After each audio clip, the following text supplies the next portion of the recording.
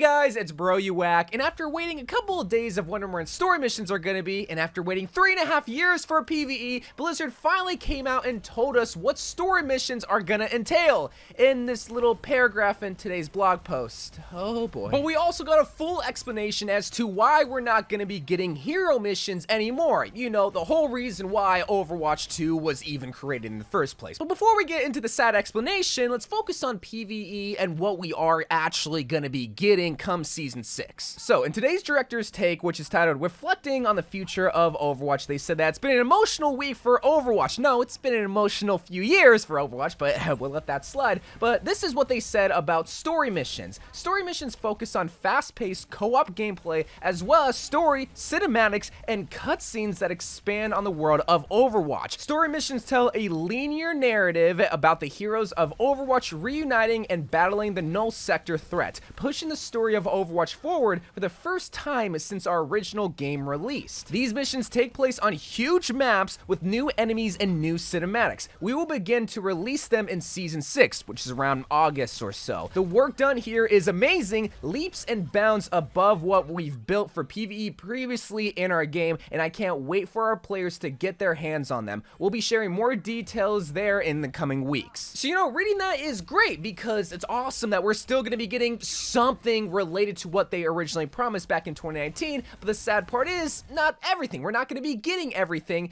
and the sad part still is that we don't really know how story missions are going to look. While we do know that they are going to be having cinematics and cutscenes and whatnot, well, are they really going to be replayable, or is it just going to be something that you play once and then never touch again? That was something that skill trees and hero missions were supposed to at least enable, was the replayability and playing something that we waited for 3.5 years for to be played more than just once. Oh, and speaking of hero missions, this is what the team has to say about hero missions or hero mode. Hero missions or hero mode, on the other hand, encompass an in-developed game mode that allow players to upgrade individual heroes through talent trees, providing a deeply replayable version of PvE in Overwatch 2. It was a really exciting concept, something that not only resonated with players, but that the team was passionate about and really dedicated to. This is the mode we're no longer moving forward with. In other words, this is the whole reason why we were making Overwatch 2. Now, the rest of the blog post tries to explain as to why they had to cut this development for Overwatch 2, but also try to apologize. And frankly, I'm not here to waste my time or your time trying to explain Blizzard's apology. So if you want to read the rest of the blog, you can, but two things I will focus on for the rest of the blog post. The first is the main reason why they wasted 3.5 years, and it's because of this idea when it comes to developing, which is the crawl, walk, and run plan. Basically, whenever ideas come to Blizzard's mind, they always have this slow process due to the fact that they have to come up with the idea, which is the crawl stage, and then when they actually develop the idea, it's like the walk stage, and when they actually execute the plan, it's the run stage. It's really fast because they finally perfected it, but here it really messed them up because they had to can something that was the whole point of the sequel for Overwatch. And you know what? Whatever. I'm not a developer. I can't argue that because that same ideology also created Overwatch, which was a work of art, so whatever. But again, the original team that had that same ideology isn't around at Blizzard anymore, so I don't really know how good that ideology really is anymore in 2023. But the other thing I want to focus on in this blog post is, I think, like the third paragraph of hero missions, and they say, when we launched Overwatch in 2016, we quickly started to talk about what the next iteration could be.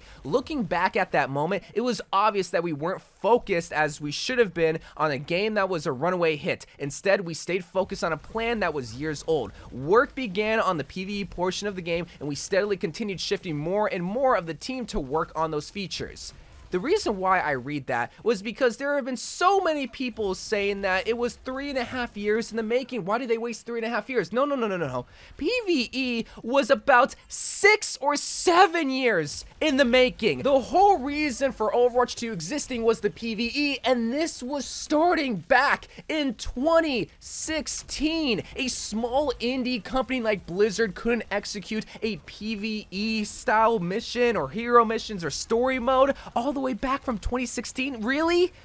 They couldn't have? And yes, they go on to apologize in a blog post, but they originally said that they were canning it in a Starwatch event. Like, this is what's so irritating about Blizzard, is that yes, I understand that these are people, real people that are trying to develop this and whatnot, but the least that you can do is at least try to give or communicate to the community what you're trying to do. They didn't do that in 2020, they didn't do that in 2021, and they barely did that in 2022, and even 2023, when they are doing way better in terms of communicating what their future for Overwatch 2 is. Like with this blog post, it's not only a little bit too late, but when they first initiate the message, it's behind a 30-minute Starwatch event where they talk about the lighting and the enemies and stuff that already came out a week ago. They need to focus on communicating, not even developing, just doing a better job communicating. They have a YouTube channel with millions of subscribers, and I would have respected it way more if Aaron Keller or somebody were to come out and be like, hey guys, this is what our plans are for Overwatch 2 in PvE, and this is why we're canceling it, rather than hiding and shielding from the negativity behind the developers of Starwatch, which I feel so bad for them, because this was a passion project and a work of art for them, and now they're like they were basically the shield, the human shield for the executives at Blizzard for lying. Luckily, we're still getting something related to PvE, but I think the only reason why we're still getting something related to PvE is because Blizzard knows that they made this promise, and it's the whole reason why Overwatch 2 has the 2 in the name of it. I don't really know if it's going to be something that we play more than once. I don't really know if it's going to be as compelling of a story as we would really expect for something that took, well, 3.5 years to make, but in reality was first getting developed back in 2016. But something else that has yet to be explained, that everyone has been asking ever since 2019, is how much is this gonna cost? Because here's the thing, like, okay, I understand we're all disappointed with hero missions and skill trees and the replayability getting basically cut, but we still have story missions, and if they make it for free, this is gonna be one of the biggest redeeming factors. If they make story missions free, which I highly doubt,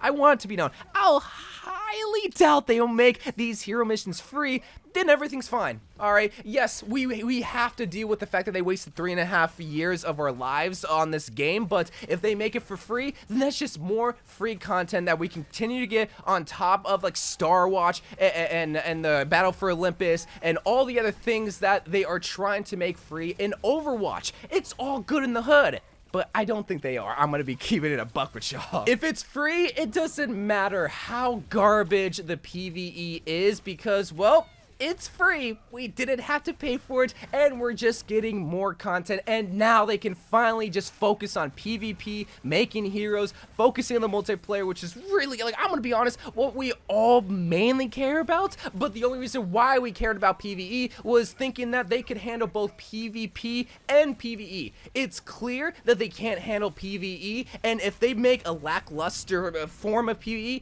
then just focus on PvP, because clearly that's something that you can do, as shown by Overwatch in 2016, but you can't do well enough if you're focusing your efforts on both. Just focus on PvP and maybe dabble with PvE, because while PvE is great, it's not as good as PvP, or at least in my opinion. But guys, that's everything that we know about PvE as of right now. Let me know what you think about the 10 minutes that they took to talk about it before in this 2-page blog post, and yeah, I guess I will see you in Season 6 when hero missions come out. It's weird that's coming out in 10 weeks, and we still don't know everything, at least when it comes to, like, the financials and whatnot. But until then, I love you guys. Thank you guys for watching. More Overwatch 2 videos to come, and bye.